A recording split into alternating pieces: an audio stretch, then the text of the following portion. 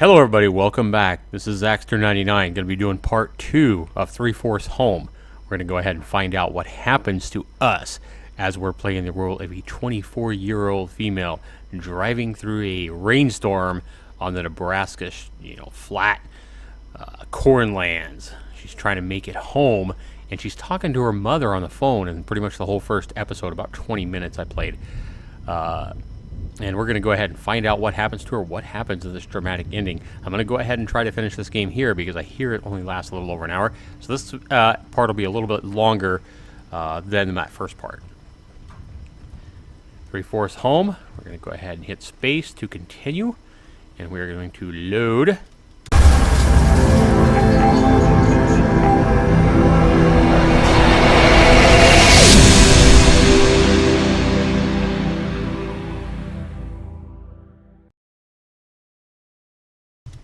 And hopefully it loads from where we left off.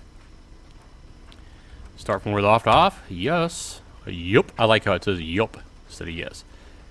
Alright, we're going to be doing the main game again.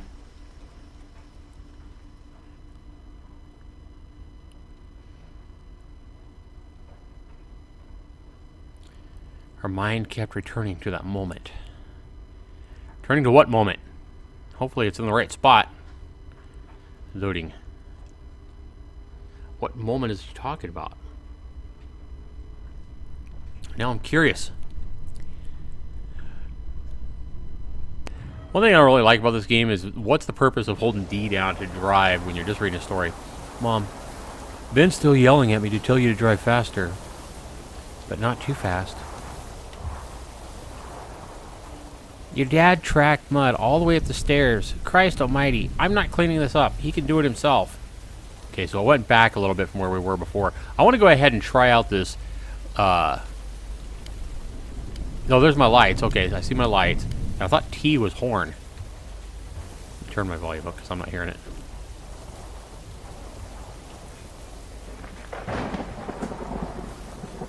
Okay, I'm not hearing the horn, but whatever. Anyway, I guess I don't need a horn. Hide anyway. Anyway. Your dad tracked mud all the way up the stairs. Christ almighty, I'm not cleaning this up. He can do it himself. I could say good, or it could set in if you wait. I think that's what I chose last time. I'll let you clean it then. Never mind. Uh-huh. So, how's Ben doing? Oh, he gets when it storms. He's been talking about it wasn't in the forecast. When he hasn't been locked up in his room, I mean.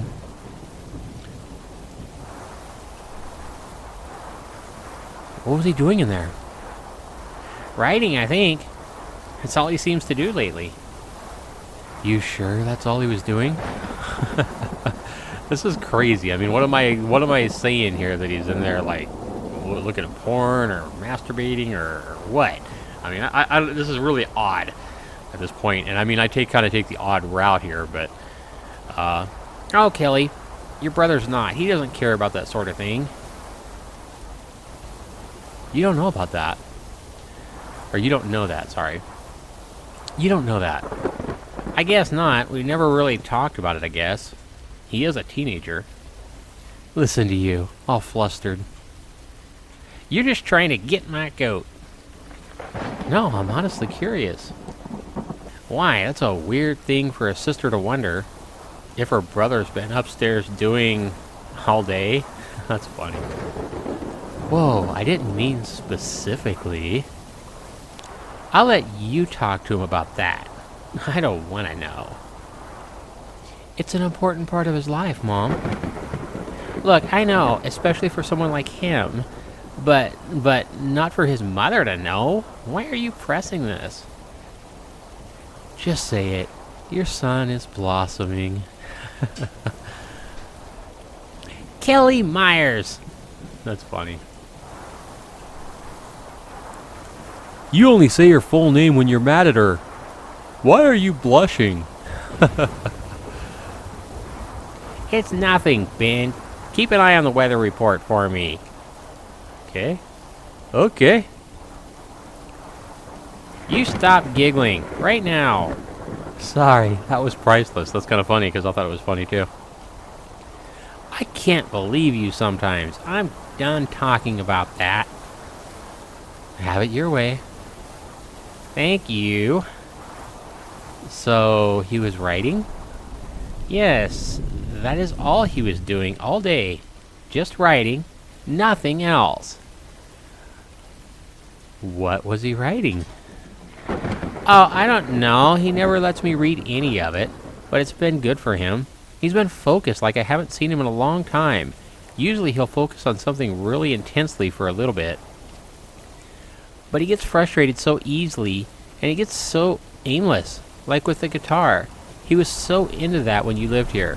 But once you were gone, he just stopped caring about pretty much everything. He's not playing anymore?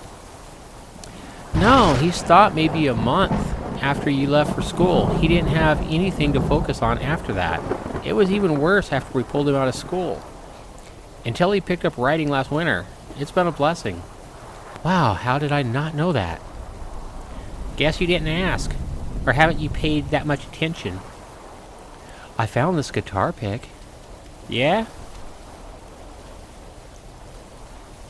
I was going to give it to him. You can still try to. I just sort of figured he'd still be into it. You were really out of touch there for a while, Kelly. Months without calling will do that. Damn. Wait, here's your father. David, what the hell are you doing out there? I told you. I was covering my tomatoes. The storm's a bad one. Didn't want them to get beat up. I have never heard of anyone doing that, David. Well, Nora, just because you haven't heard it doesn't mean that's not a smart thing to do. You tracked mud all over the carpet, too. Look at that! God damn it, I'll clean it up. Sorry. Dad, you said a bad word. Mom, he's not allowed to say that. If I'm not allowed to say it, he's not allowed to say it. Sorry, bud. You're right. I'll put $1 in the jar. That's $27. I get to buy a game. It's $50. That's what you said. That's the deal. Sometimes I wonder if you do that on purpose. I'll never tell. Who's on the phone? It's your daughter. That's so? Where is the girl? Here, you talk to her. I'm done playing go-between. Don't you want me to clean this mess up? Just take the phone. Yes, darling. Now shut up. Miss Kelly! Hi, Dad. Where the hell are you? On my way home. Yeah? Where from? I went out to the old barn. My parents' place? Yeah. How'd it look? I haven't been out there since the accident. It's looking rough.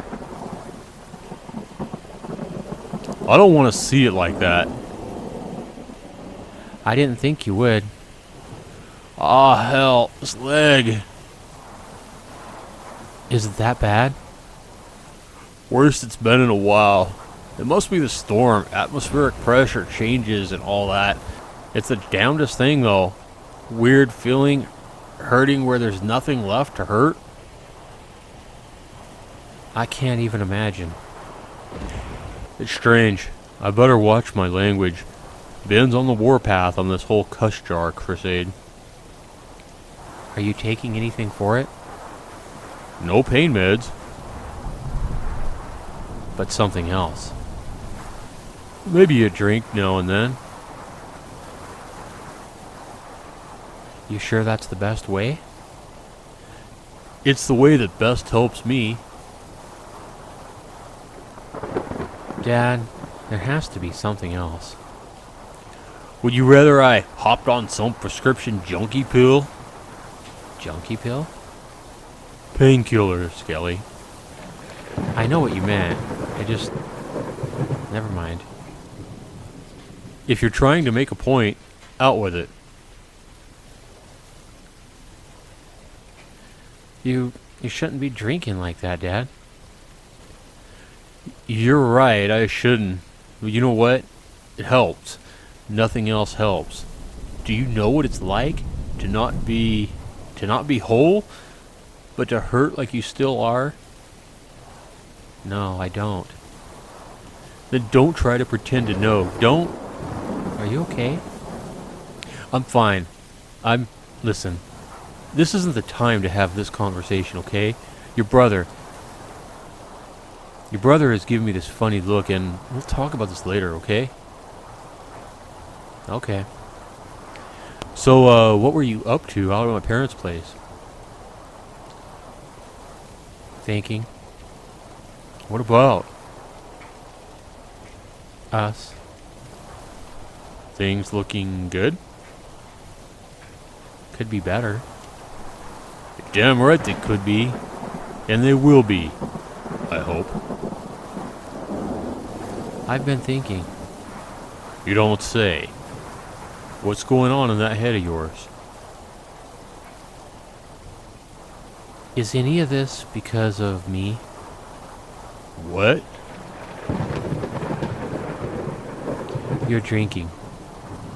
Oh God, Kelly, no. Why on earth would you think that?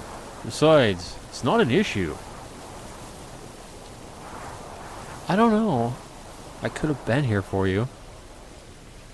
And what? Stitched my leg back on yourself? I'm not going into this again. We're doing okay. Could be better, sure, but we're not out of the game. Who knows? Maybe our luck will turn around. Your mom could find a better job, my disability could go through, Ben could start seeing his new doctor in Omaha, you could finish up your degree, the hell, my garden might even pull through. What were you doing out there earlier anyway? I was covering up the tomatoes. That's weird, Dad. It keeps them protected. From water? No, Kelly, not from the water. Though if it floods, we'd have a whole mess of other problems. It is really coming down. We haven't flooded in nearly 20 years. I'm not too worried about it. I'm more worried about the wind and hell. It could bruise up the tomatoes if it doesn't just pull them right off. All that trouble for a couple of tomatoes? They need taken care of. Fragile little things. Those tomatoes, if you don't watch them, rot will set in pretty damn quick. You may think I'm a bit of a fool, but I have my reasons. If you say so, Dad. Doubt all you want. It's the truth. Oh, hey, Ben. The meteorologist said there have been funnel cloud sightings in the county. Kelly needs to get home. Is she driving fast enough? Why don't you ask her? I need to keep watching. Tell her she should drive faster. You got it, bud. Ben's getting worried. Are you making good time? I think so. I'm by the high school. Turn on the lights here. You've still got a ways to go then. Don't be reckless, but you ought to beat cheeks. The storm could get nasty. I'm booking it. As long as you're being safe. So what happened to the school? What about it? Since when did it have a second floor? A couple of years back, I guess. It looks completely different. It's mostly empty from what I hear. There's nowhere near enough kids to fill up the classrooms. How could they afford that? Some sort of grant from the state. The wrestling team's won a couple of big championships, so I guess our little corner is starting to get some attention. I guess that makes sense. It was a waste of money, if you ask me, spending so much on a high school with barely 200 kids. When you put it that way. That reminds me, did you ever get back with your pal from high school? Eric or something, wasn't it? not yet. It's not like you to forget something like that. It's complicated. Can't be all that complicated. He's a friend. You should give him a ring.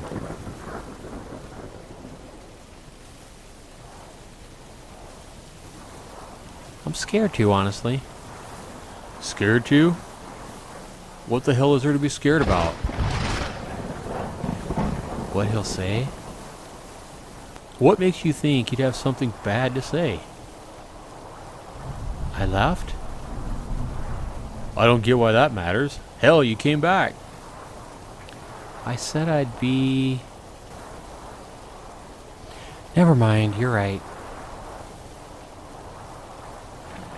That's what I like to hear. It's refreshing hearing those words. She said you were right, didn't she? She did, and I am. Uh-huh. Oh, don't give me that look. Why look? That one right there. David, you're imagining things. Why are you fighting? We're not. I was just going into the living room to watch the news. Come on. Okay, they're showing funnel clouds a few miles. Kelly, you know the look I'm talking about, don't you? That glare. You do it too, you know.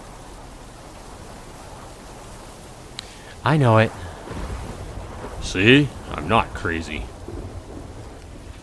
About what we were talking about earlier. Here we go again. I didn't mean to. Are those the tornado sirens? I can hear them too. A tornado. They're showing it on the news. Okay, Ben, you know the drill. Downstairs. Uh-oh. I want to watch it on the news. Benjamin, now! Most tornadoes only stay on the ground for a few minutes and travel less than 10 miles. This one is 12 miles away. Ben, now! Hey. I'm gonna let you go, okay? Is it near me? No, it's east of here. You should be fine. Okay, you guys be safe. We will. Don't you dare let her off that phone, David. She needs to pay attention to the road, Nora. I'm hanging up. Like hell you are. You keep her on that goddamn phone. I'll listen to her getting sucked up on the tornado before I sit around and just worry about it. There would be so much less debris that her phone would be destroyed before you could hear her get sucked up in the tornado. Also, you'd have to put $2 in the jar. That's funny. She could get in a wreck, especially with his wind. You'd probably be able to hear her get in a wreck, unless the phone got thrown from the car if it was crushed. Okay, enough, bud. You're giving your mother a heart attack. Ask her if she can see anything. Christ, Nora, here, you ask her. Talk to your mother, Kelly. Okay. Kelly, can you see anything out there? Just rain. No hail? No, Ma, just rain. The tornado was east of here. If Kelly went to Grandpa's house, that's northwest of here. She wouldn't see a tornado unless there was another one, which is very possible. I just wanted to make sure, Ben. If Kelly gets sucked into a tornado or gets in a car wreck, can I have her computer? Oh my God. Just like a brother, huh? Just like a 16-year-old brother say something like that. Wow. Alright. Benjamin! She won't need it. And she's not using it, no one will be. It wouldn't be fair if I couldn't have it. Okay, bud, I think that's fair. If Kelly gets sucked up into a tornado, I'm sure she'd be okay with letting you have her computer. What about her room? Please, Ben, that's enough. I'll tell you what, we'll leave her room on the table. You never know. We could get some damage here, and her room might have a giant hole in the ceiling. If I were you, I'd wait and see on that investment. Alright, that's a good point. Your brother sometimes. God bless him. Let me talk to him. You sure about that? Yeah. Okay, you asked for it. Ben, here, talk to your sister. I don't want to. You can ask her all about that computer. Let me have the phone. Dad says I can have your computer if you crash or get sucked into a tornado. Hello to you too, Ben. He also said that I might be able to have your room, but I'm holding off to see if it's more damaged than mine after the storm before I commit. That's smart of you. I'm not dumb, so you shouldn't be surprised. Are you surprised? Not even a bit. You shouldn't be surprised. I'm not dumb. No, you're not. Mom and Dad are arguing in the corner. They don't think I can hear them. What are they arguing about? Mom thinks we should be in the storage room on the east side of the house because she says it's further underground. Is it? No. One of the walls is only halfway covered. She's also afraid that the water heater in here could explode. If that happens, we'd be killed even if we were in the other room. We'd burn to death. So, you guys are in the safest room? We are least likely to get killed by a tornado if we are in this room. But there's no guarantee in either room. Tornadoes and debris are unpredictable. Sounds like you thought this out. It's just common sense. Are you scared? Yes. I could tell. How? You're not even here. I'm your sister. I don't understand what that has to do with it. Call it intuition, Ben. I must have given you some kind of clue. Intuition is just deductive reasoning that people didn't realize they were doing. That's what it is. Okay. I really don't feel right. Anything I can do to help? How? We can just talk. What about? You've been writing a lot lately, haven't you? Yes. Do you want to read me one of your stories? Long pause. Like how we used to tell stories to each other? All of my stories are upstairs. It would be dangerous to go upstairs during a tornado warning. I didn't think about that. I wrote one today. I could tell it to you. You remember the whole thing? Yes, I have an excellent memory. That's right. Are you ready? Wait, what's it called? Untitled. Oh, well, okay then. Are you ready now? Yeah. A village set in a wide valley cut high in the mountains. It was a place of plenty, a gash of green in an otherwise cold slate rising above on all sides. Those living in the village called the place View, though those who lived higher in the mountains, mining for precious glints of yellow and blue, called it the Trough. Those in the valley treated this name as an insult, for they thought it was a name unfit for their fair village. The people of View, or the Trough, had lived there for centuries. They were mostly farmers, though a fair number of merchants made a home in the valley for most of the year, save for a month when they would venture upward into the mining towns and sell the harvest bounty at a premium. They would return home with bags of chips of yellow and blue tied to their weather belts, clinking brightly with the wealth. The next year, they would trade half their shining flints to the farmers for a share of the harvest that they would, in turn, cart up to the mining villages yet again. Food flowed up and downward from the valley, and the yellow and blue would trickle down, gathering in the valley like a collection basin. This continued for hundreds, perhaps thousands of years. Dozens of generations of farmer fathers and merchant sons were born, grew wealthier, and were buried beneath the plush pasture of the valley. until the beast descended.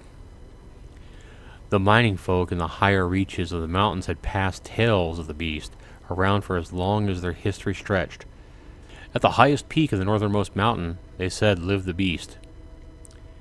It watched in all directions through slit eyes, judging those below, biding his time until it would act in a righteous calamity. It was a nightmare of immense and terrible power, the miners would whisper. But it was also a patient creature. It would wait until it felt the world below had become irredeemable before unleashing such destruction that its judgment would be fulfilled.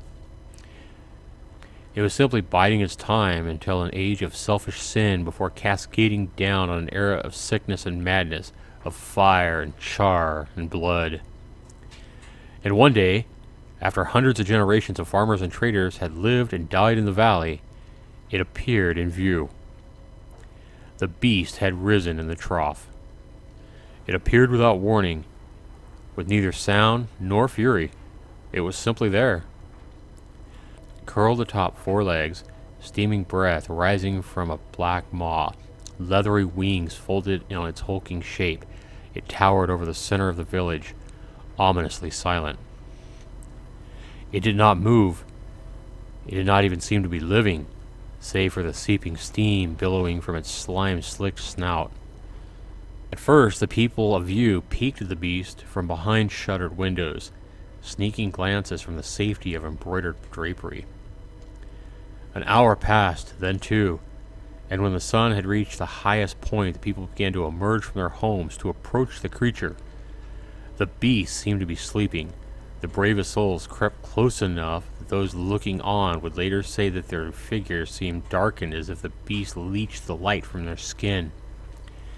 The people of view, or the trough, gathered to discuss what would be done. The beast slumbered, but for how long?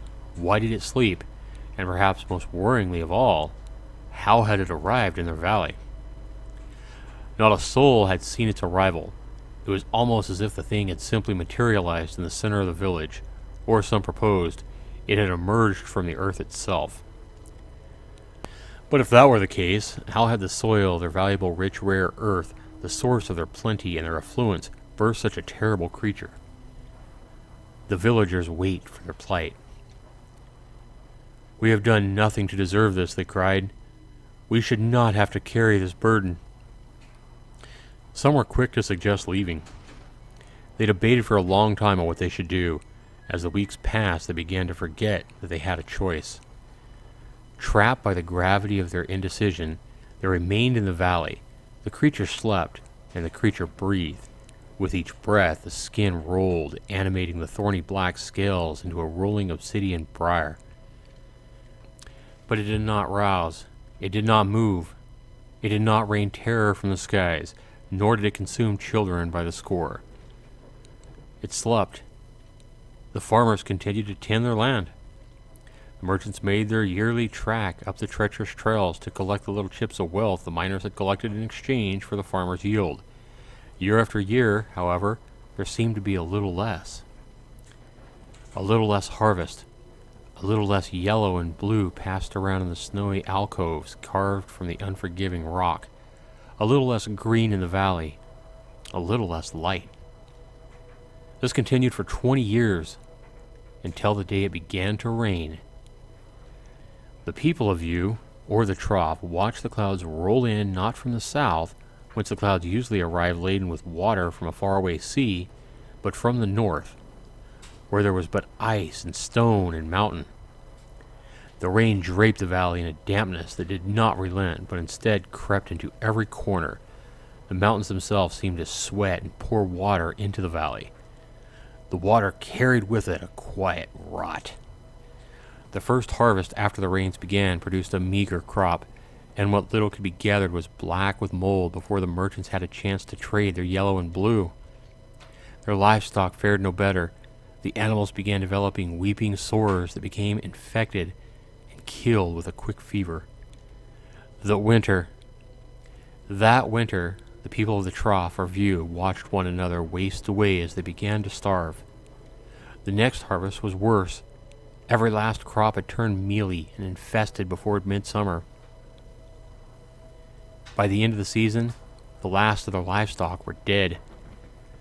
The people of the trough watched one another descend into a state of hungry madness, devouring the rotting wood, sloughing from their combs in slimy heaps, and their fine leather belts that once had yellow and blue, now spouting spores of black mold.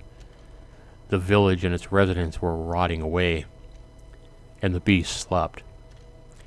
As the rains from the north continued into their third year, the few remaining people in the trough began to prophesy about the beast. It had come and brought with it great devastation, they could agree. It had brought the rains from the north, and it had brought a rot to the village that would not relent. Squatting in what little remained of their crumbling homes, they dreamt of the day the beast would be satisfied by their penance, when it would wake and leave their valley and allow them to rebuild from the rubble.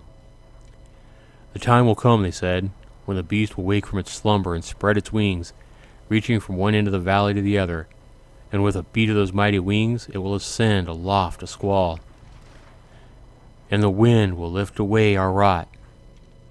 The villagers waited for this day to come. A generation came and went, born into the rain and long rotten in the moldy dirt. The few survivors had long abandoned hope the beast would return to its mountain perch. It was perpetual, a manifestation of their sin. The beast slept. Until it did not. One day the beast awoke. The villagers celebrated. They watched it stretch its long, horrible form into shape, hiding, shuddering, as it shook the decades of rain from its thorny scales. They sang to the beast as it stood uncertainly and reared on its haunches, unfolding the scattered leather wings from one end of the valley to the other. The time of the beast's departure had finally arrived. The time had come for the cleansing wind. The beast beat its wings, emitting a tired and ugly groan as it lifted from the sodden earth. With a final sigh, it shot high into the air, sending a great gust of wind through the valley that toppled the dismal dwellings remaining haphazardly standing. The valley was wiped clean. The villagers were knocked from their feet by the rush of the wind. As they struggled upright, they felt the sun on their skin for the first time. They rejoiced, their pale forms dancing into a pitiful display of frailty. They could return to the ways of their ancestors. They could know plenty. They planted their first crop before the grass had even greened, with a newfound acuity for the hunger pains that plagued them constantly. But the grass did not wax green, and the crops did not grow. The decades of rains from the north had left the earth poisoned. There was no going back. They would not know plenty, nor would they silence the constant muttering of their stomachs. The rot had been lifted. In its place, sterility. The sun shone, but it was upon a new land, a land turned into jagged, unforgiving slate, where perhaps bits of yellow and blue could be scavenged if one dug deeply enough to find a petrified leather belt. That's the end. You remembered all that? I don't have it with me to read. I obviously remembered it. Did you like it? I did. I'll print you a copy. What were you doing at Grandpa's house today? Oh, you don't want to talk about the story? No, if you liked it, that's all I wanted to know. Well, look how hard it's raining. I'm just noticing. Look at how dark and how can she even see and then focus on his story and all that. Surprised she hasn't already wrecked. Anyway, Ben says, no, if you liked it, that's all I wanted to know. You don't want any feedback? You liked it, so that means it's good. That's feedback. I still have some questions. What? What inspired you to write that? I wanted to write it. But what made you want to? I just wanted to write a story. Fair enough.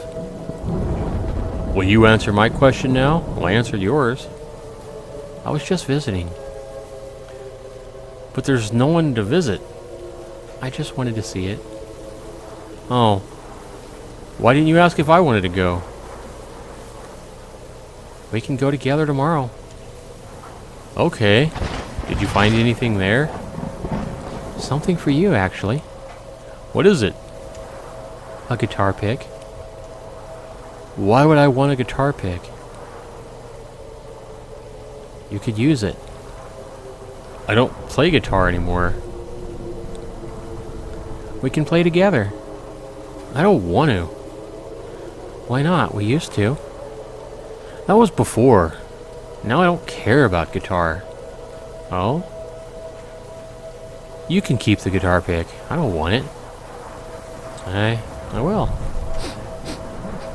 Are you crying? No. No, I'm not. Is it because that Jesse person kicked you out of your house? Ben, I don't...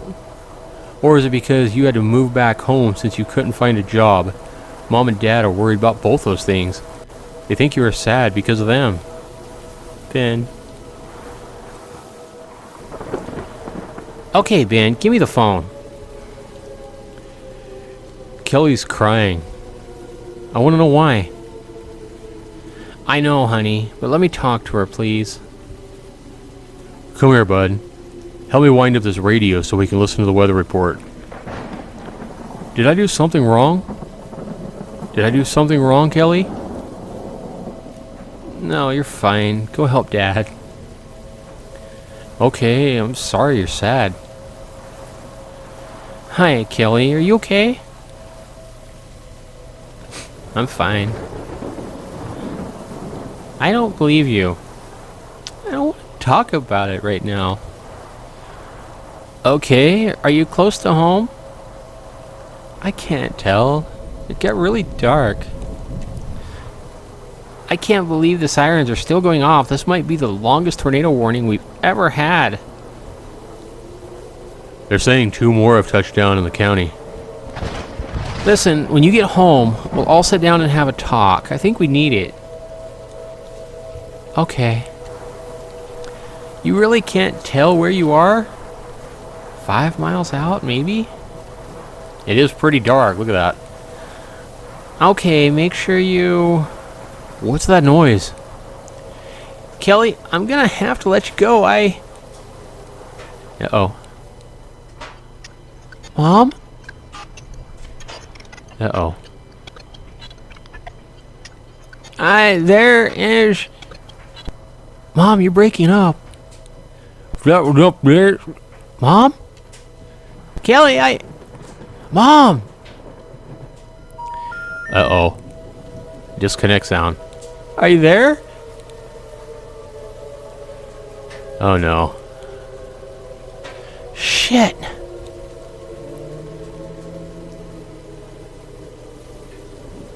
Ooh. Got good, huh? What's going to happen?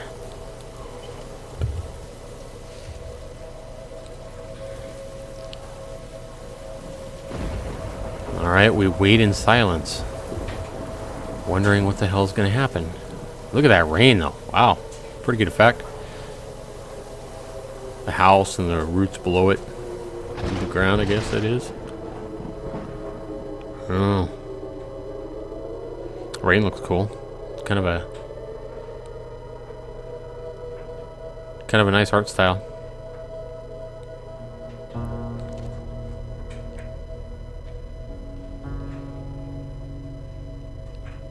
Oh no, here comes the sad music.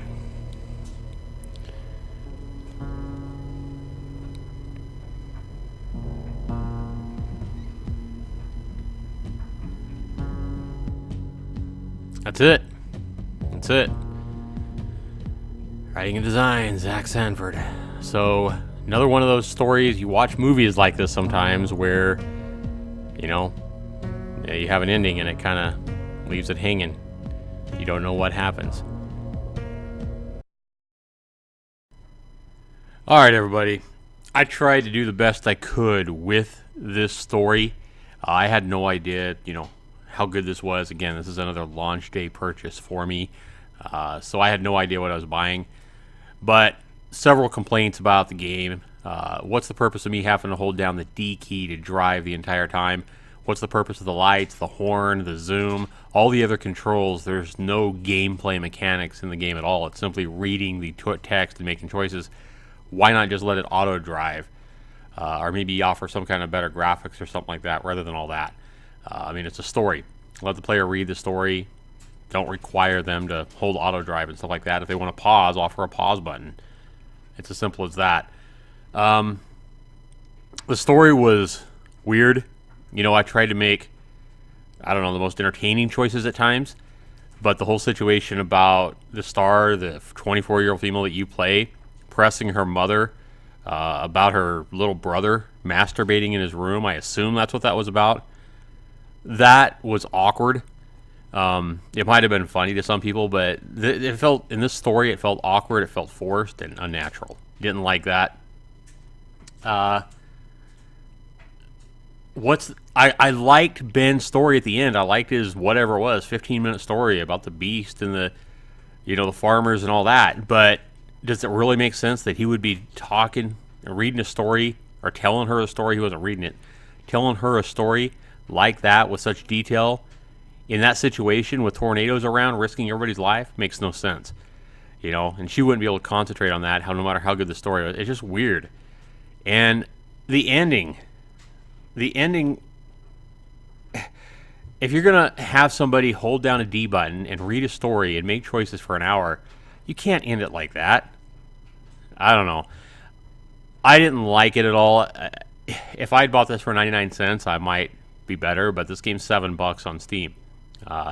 So, yeah, I wasn't too impressed with this game. Let me know what you guys think down in the comments below. Maybe if you guys just listened to me do it and you didn't spend anything, maybe you're a little more satisfied. But even spending an hour of your time listening to me, I think you're going to be left pretty unsatisfied with this particular game.